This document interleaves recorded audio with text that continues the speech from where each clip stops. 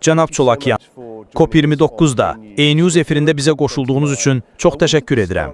Mən söhbətə iqlim dəyişikliyi ilə qlobal təhlükəsizlik arasındakı əlaqə barədə sualla başlamaq istərdim.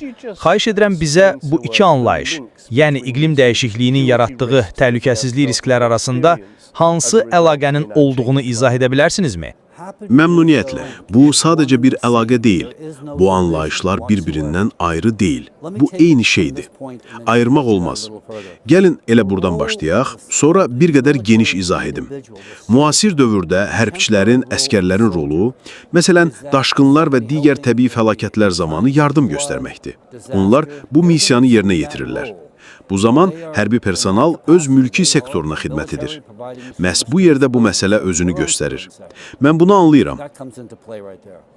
Və bir çoxları da artıq anlayır ki, müdafiə sektorunda hamı bu yanaşmanı qəbul etmir.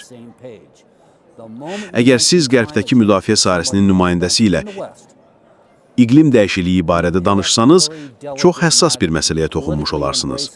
Siyasi baxımdan, bu onların dünya görüşü ilə uyğun gəlməyən bir fəlsəfə ola bilər. Amma zaman keçdikcə onlar bu istiqamətdə irəliləyirlər. Vaşinqtonun, xüsusilə Müdafiə Nazirliyinin hazırladığı hesabatlara baxsanız, görərsiniz ki, orada iqlim dəyişikliyi mütəmadi şəkildə nəzərə alınır.